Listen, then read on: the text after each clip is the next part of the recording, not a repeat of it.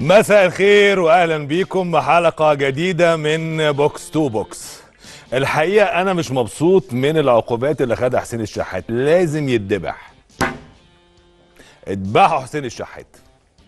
ده العنوان يا جماعه. حطوا لي صوره وعنوان كده، اكتبوا لي اذبحوا حسين الشحات عشان الناس تهدى. يعني انا معجب بالنادي الاهلي في حاجه. كل الناس لما تحب تتكلم عن المبادئ فتمتثل بالاهلي. يعني يا اهلي المبادئ موضوع كذا امام مثلا، يا اهلي المبادئ حسين الشحات، يا اهلي محدش قال يا زمالك المبادئ او يا اسماعيلي المبادئ او يا مصر المبادئ او يا سيراميكا المبادئ او يا بيراميدز المبادئ. دايما اهل المبادئ فقط. يعني وكأن المبادئ هي حصريا، عارف لما بيقول لك حصريا لقناة كذا او هذا المسلسل حصريا في كذا، هو كده المبادئ حصريا للنادي الاهلي. وده على فكره ميزه مش عيب، رغم انها ممكن تضايق. يعني الاهلاويه يطلع يقول لك ده بيزايدوا علينا بالمبادئ، حتى مسؤولين في الاهلي يقول لك بيزايدوا علينا طول الوقت بالمبادئ، وطول الوقت المبادئ وكانها السيف على رقابنا، وده كويس جدا. يعني لما تظل نظره الناس ان هذه القلعه الشامخه القويه الحمراء هي قلعه المبادئ، ده حاجه انا في رايي هايله جدا وحاجه محترمه جدا وتحسب لتاريخ النادي الاهلي ومن تولوا قيادات النادي الاهلي. فدايما الناس تيجي على اي حاجه، لو حد نفخ في شمعه يقول لك نفخت دي ليه؟ فين مبادئ النادي الاهلي؟ اوكي، حسين الشحات اخطا، غلط، يستحق عقوبه قاسيه، يستحق، لكن بس يعني الموضوع ياخد اكتر من كده. ده احنا يعني انا ما بحبش على فكره ادي امثله مشابهه. يعني انا مش هجيب لقطه باهر محمدي، ولو ان لو عندنا هاتوها، وهو مع محمد هاني من كام اسبوع بس في ماتش الاهلي والاسماعيلي، وبرضه صفع محمد هاني على وشه، محدش اتكلم. وما اعرفش هل هاني خد عقوبه ولا هل باهر خد عقوبه ولا لا. يعني اللقطه اللي زي دي، فباهر محمدي ما اعرفش عمل ايه مع الجمهور بتاع الاهلي، فراح محمد هاني يعاتبه فصفعه.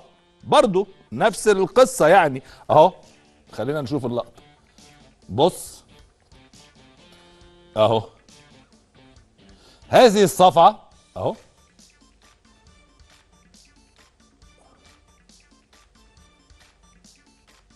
انتوا جايبين يا جماعه، اللي جايبين اللقطه اللي فين الصفعه؟ يعني لا، انا عايز اللقطه تبقى الصفعه فيها واضحه. انا ما شفتهاش جت فين، انا ما شفتهاش. عايز الصفعه بتاعت محمد هاني.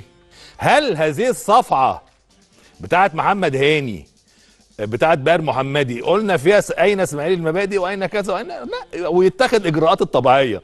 والله بيراميدز عايز يروح لجنه الانضباط، اهلا وسهلا. لجنه المسابقات قررت، صحينا من النوم لان لجنه المسابقات بالاتفاق مع رابطه الانديه قررت ايقاف حسين الشحات مباراتين، اهلا وسهلا. بيراميدز قال لك هروح لجنه الانضباط، برضو اهلا وسهلا. تديله 3 ماتشات، تديله 5 ماتشات، تديله 6 ماتشات، تديله ماتش واحد، تقول لك مش تخصصي، تقول لك اصل ما دام المسابقات حكمت. برضو كل ده في اطار التنظيم بتاع عالم كره القدم، لكن ما يتخطاش كده بقى.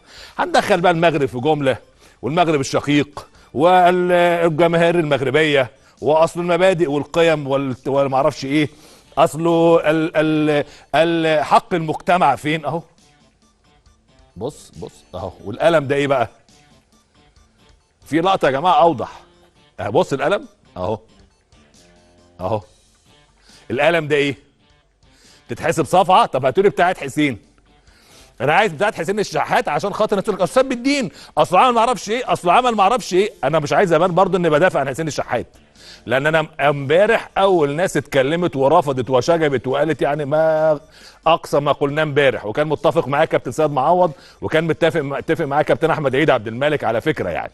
وقلنا يستحق العقاب وده سلوك غير رياضي وما يصحش ولا يجب ان يحدث، وقلنا كل الكلام اللي ممكن اي حد فيكم يقوله قلنا امبارح في حلقه امبارح. لكن الموضوع ما تعداش بقى كده. لكن انا عمال اشوف. يعني انا هقول لكم على حاجه، انا الفيديو حتى بتاع الضرب انا عايز اسمعه بالصوت. عايز الفيديو ده هتقول لي كده من اوله؟ عشان انت عليك قليل ادب، عشان انت عليك قليل ادب. لا، عايزه من اوله بالصوت. عشان انت عليك قليل ادب من اوله. اقسم بالله عشان انت بتعمله ده، عشان انت عليك قليل ادب، عشان انت عليك قليل ادب، عشان انت عليك قليل ادب. بس كده. ادي الصفعه بتاعت حسين الشحات اللي يستحق عليها كل العقوبات الممكنه. وروني بقى الصلح.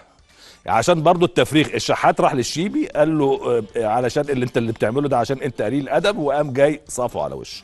تعال نشوف فيديو الصلح، وريني بالصوت عشان الصوت باين.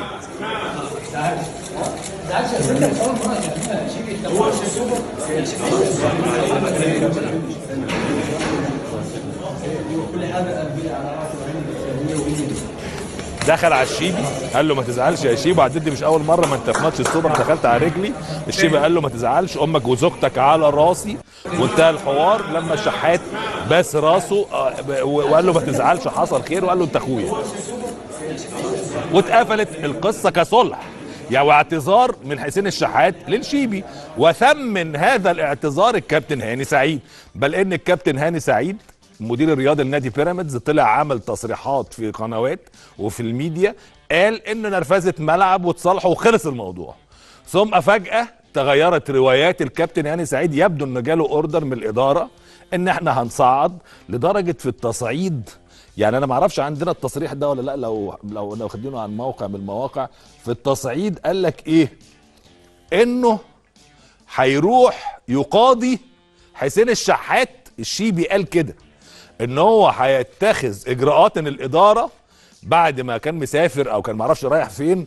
الاداره بص نتفهم العقوبه وان هذا وفقا للائحه رابطه الانديه، ولكن سنستأنف بتقديم شكوى لجنه الاستئناف لان الفعل. انا عايز يا جماعه التصريح بتاع الشيبي هنا. هاني سعيد بيقول انه هيروح للانضباط وان العقوبه الفعل يستحق عقوبه. ماشي، ما عنديش مشكله على فكره، يعني حقك تروح لجنه الانضباط وحقك تستخدم كل الوسائل القانونيه الممكنه، لكن هتحولها قضيه بقى وتفجرها وتدخل الشعب المغربي وتدخل الكره المغربيه.